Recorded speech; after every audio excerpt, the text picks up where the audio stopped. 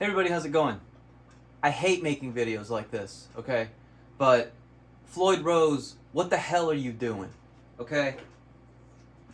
Floyd Rose special. I filmed an entire video showing how to install this. How to install the nut, how to install the tremolo, how to adjust, the action and set it up and everything and make it all perfect and whatever, and spent forever, like a long time making that video. Only for it to absolutely suck ass. Now, this is out of character for me, okay? I'm usually like hey guys, how's it going? I'm really excited to show you that. That's how I usually am, right? Because I really feel that way about most of the stuff that we talk about on this channel. But holy hell, this thing is so bad. Like, I can't believe how bad it is, okay?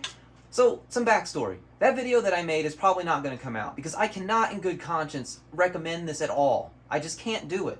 I'm going to have to refilm this whole video using a different trem. So, backstory. What's going on? So I got this guitar, okay?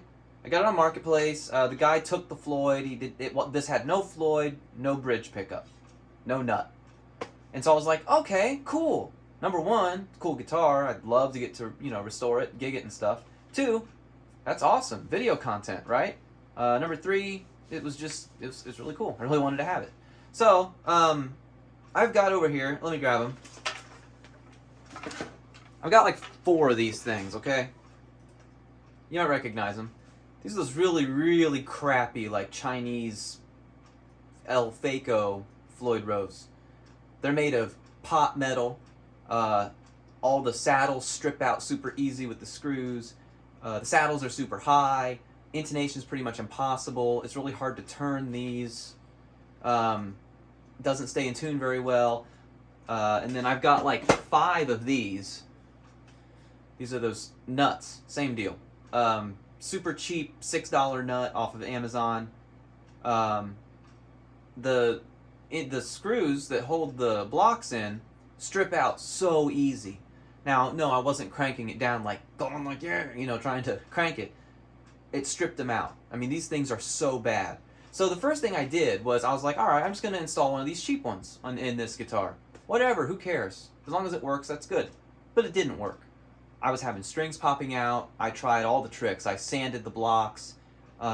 It was level. The height here was good. It was flat, making contact, wasn't moving. The neck is in here securely, so that's not shifting around. So what it had to be was that the metal was so soft that the strings were slipping around and cutting in and stuff. And the blocks just couldn't get tight enough. This metal just can't hold it. So that's another thing. Do not buy one of these nuts. Don't do it. You might be able to get away with getting one of those cheap, crappy fake Floyd Rose systems, but don't get the nut. And there are some tricks you can do with those to make them better. We are going to do a video about that here coming up. So, anyway, that was a long way of saying, I'm just going to go get a real one, right? And a real Floyd Rose is expensive. I mean, it's like $200, $250, $300. So, I had some good experience with Floyd Rose specials, the licensed ones. Like, I've had some on Kramer's. I had a couple on LTDs. I liked them. I was like, you know what? Good experience with those, other than the loose trem arm thing that happens. But that happens with even really good Floyd Rose systems. So, whatever. I'll do it. Why not? I found one online. Right? This is not a knockoff. This is a real one. It has all documentation.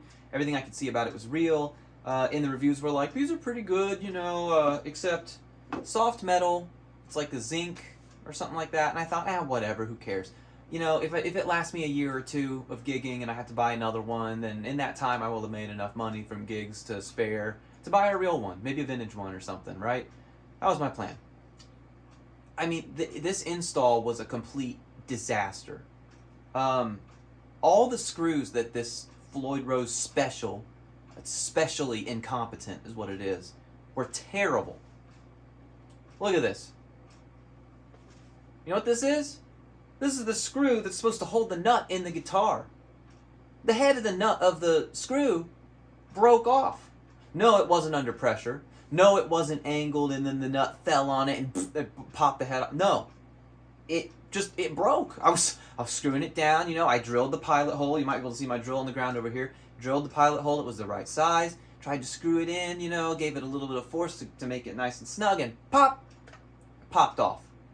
That doesn't happen with the cheap screws. In fact, the cheap screws work better. I used the cheap screw on this nut, screwed it in, no problem. It's in there, it's nice and secure, good to go.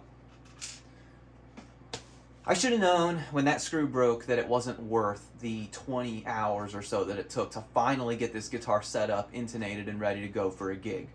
Put new strings on it, stretched the hell out of them, played it like crazy, installed the detuna, that's another thing, that was part of the video as well.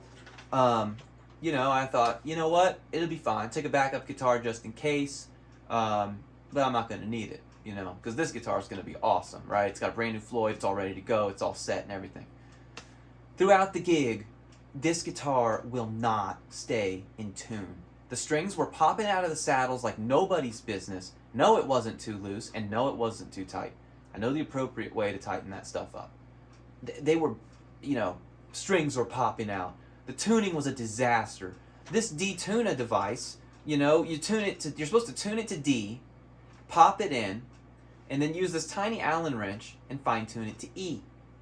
I do that, and then it would work perfectly for, you know, 3 or 4 activations, but by like the 4th one, forget it. Your E is now a D, and your D is now a B, or some horrible, stupid crap like that. When using the tremolo system itself, it just doesn't feel right. I don't know how to explain it. No, I don't have too many springs. Everything is perfect. I have a trem stop installed in this guitar to keep it there, where it's, you know, so when it comes back, it always returns to the same point. So it should always, in theory, return to 0. If it's not returning to 0, then what's happening? Either the strings are slipping in this nut, or strings are slipping out of the saddles. And I know the strings are slipping out of the saddles because they were popping out while I was playing. The other thing is, this nut is like 7,000 feet tall. It is taller than any other Floyd nut that I have on any guitar installed, and it is taller than these cheapo nuts. I don't know what the hell the plan was for this from Floyd Rose. Did they expect people who bought these to be ready to do surgery on their guitar to install it? I mean, this is a standard size nut. It's an R3. You shouldn't have to go out and buy a low-profile nut just so that it's the same height as all the other ones. Not to mention that anything besides an R2 or R3 are pretty much impossible to find at a decent price. Included in a kit at all, good luck, especially in a special. To my knowledge, they only come in R2 and R3. Maybe they come in others. I could be wrong. But this whole experience has been a complete disaster. And this trim system is going back. I'm not doing this. What I'm going to do instead is I'm going to take one of these, in fact, probably this one. This is the Floyd Rosed, which is one of the favorite pieces of one of my most favorite pieces of gear that I have. This is the Floyd Rosed tremolo system. I believe I can fix this one and make it work better. So what I did was I got a nut from Music Lily. It's made of steel, so it's not this pop metal. That one will be here in a couple days. I got some stainless steel saddles with stainless steel screws and stainless steel blocks. Those are going to go on one of these base plates. I have like 2 licensed ones from the 80s. I got this Floyd Rosed. I've got another Floyd Rosed over there somewhere. And it's going to be better than this system, I already know. I know people have had good experiences with these, and maybe I just got a dud. Maybe I did. But it has been a complete catastrophe in just about every way. Another thing that I want to note, this is the antique silver model, right? So you can see, you know, the arm, it looks really good though. It looks awesome. And look at that nut, it's so cool. It's all like, it looks worn, you know. The arm looks really good.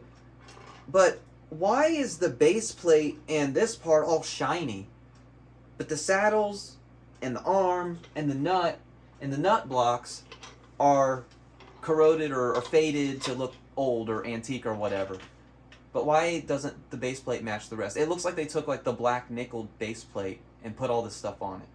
I don't want to go so far as to say that it's false advertising, but I'm very disappointed in Floyd Rose for this. I had to just make this video.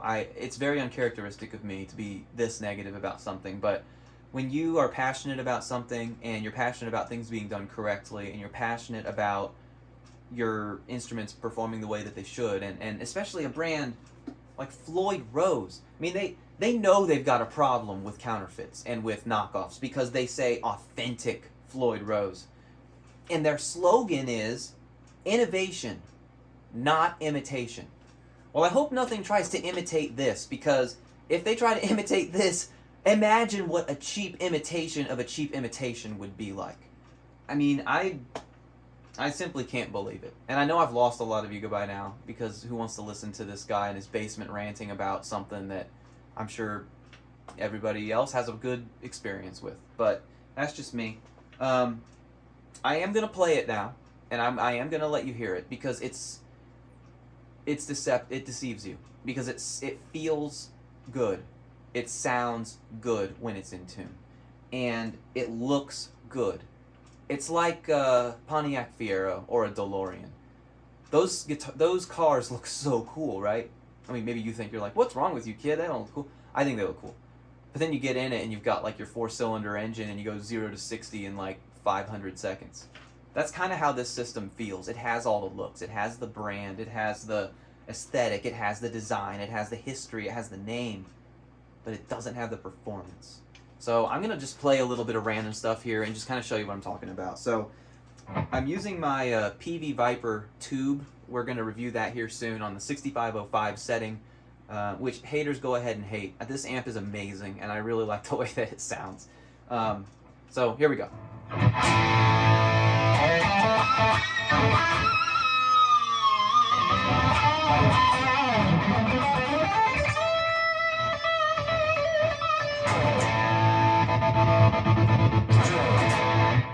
Alright, so I didn't use the trem very much there, right? Listen to the tuning now.